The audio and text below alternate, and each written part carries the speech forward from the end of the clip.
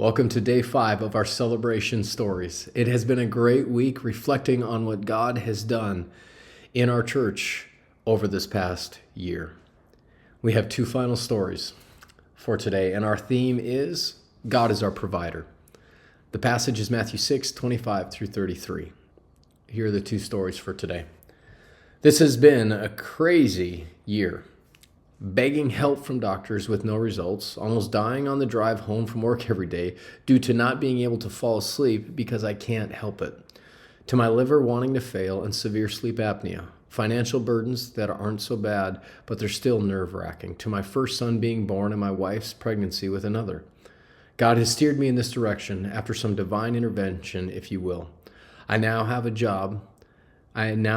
new job the same day I quit my last job because of the long drive, and now slowly getting better, but still I need medical and financial help, but I'm terrified that we're not going to make it.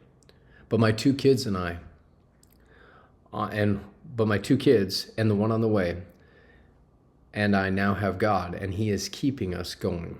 I really hope I can manage to figure this stuff out before my wife and I lose everything, but I know not to worry and to pray, giving my 110% to God's goodness and His path that He's showing me. If I do this, I will be fine.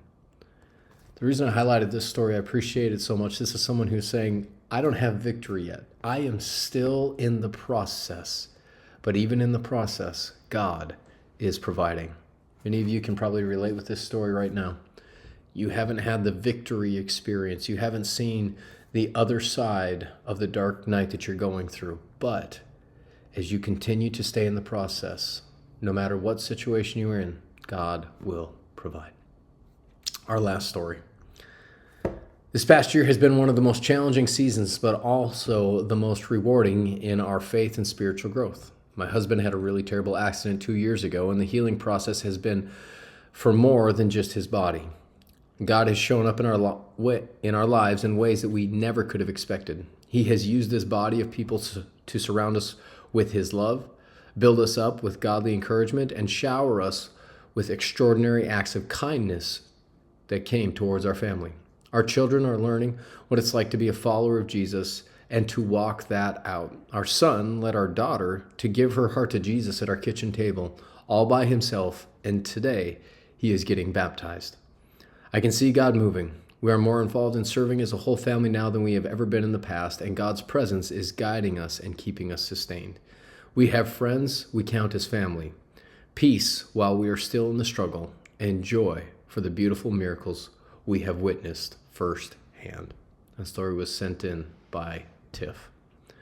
As we've listened to these stories over this past week, I didn't hear one person talk about their personal perfection of how great they are, how life was all figured out.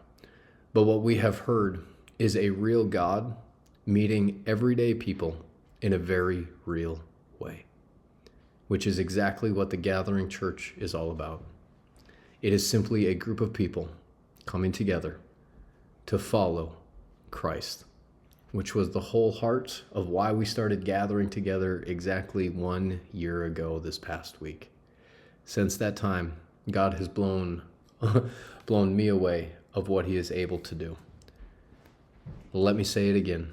Thank you for being a part of what God is doing in our church and in our community.